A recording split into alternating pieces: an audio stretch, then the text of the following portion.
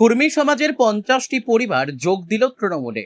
রবিবার রাতে পুরুলিয়া 2 নম্বর ব্লকের রাঘবপুর অঞ্চলের 99 নম্বর বুথের কুর্মী সম্প্রদায়ের প্রায় 50টি পরিবার তৃণমূল কংগ্রেসে যোগদান করলেন।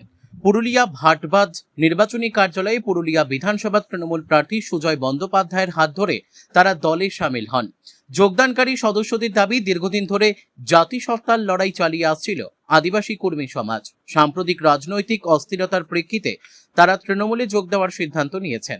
আগামী দিনে তৃণমূল প্রার্থীকে জেতানোই তাদের মূল লক্ষ্য বলেও জানান তারা।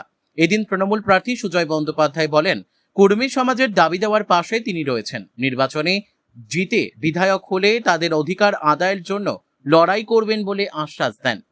পুরুলিয়া থেকে বিশ্বজিৎ সিং সর্দারের রিপোর্ট, বিগ নিউজ বাংলা। ঠিক নাই, মানে ইধার উধার হয়ে যাচ্ছে, বিচ্ছেদ হয়ে যাচ্ছে। ওই জন্য আমরা তৃণমূল কংগ্রেসে যোগদান করলে আপনাদের যে কর্মীদের যে দাবি কি সুজয়বাবু করতে পারবেন? নিশ্চয়ই পারবেন, বুঝবেন তো। আপনারা কি ওদের সঙ্গে আছেন, তৃণমূলের সঙ্গে আছেন? সুজয়বাবুর সঙ্গে এখন আছে।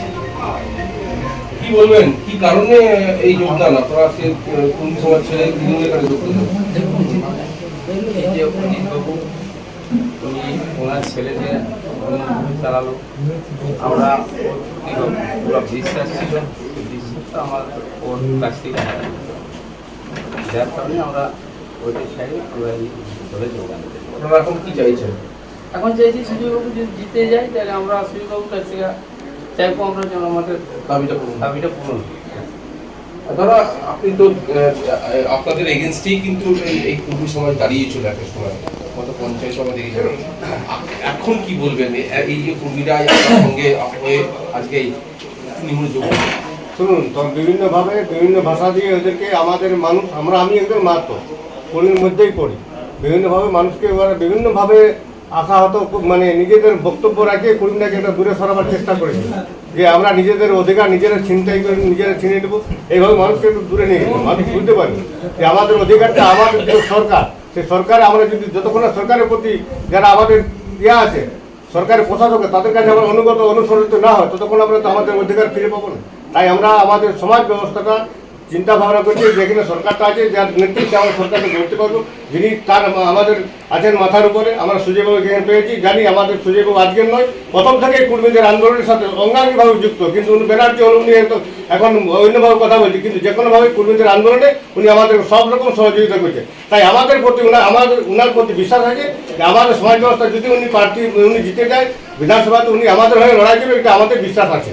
এই বলে আমাদের নেতৃত্বরা বলবেন। দেখুন, এগুলা আমরা সমাজেই আছি, কর্মী সমাজেই ছিলাম। সব কিছু ওনার যা প্রতিশ্রুতি, মাঠে ঘাটে দৌড়াই আশা নিয়ে, সেটা তো হলো নাই। নিজের এই ছেলেকে উনি প্রার্থী করে দিলেন। হুলুলিতে আপনার ছোটা হুলুলিতে সমাজ প্রার্থী হয়ে গেল। তারপরে আবার এটাতে আবার ওটা সমাজ ছেড়ে বিজেপিতে নিজের ছেলেকে প্রার্থী করে দিলেন। না, আপনাদের আন্দোলন কোনো কাজে লাগলো? কোনো কাজে না, ব্যর্থ।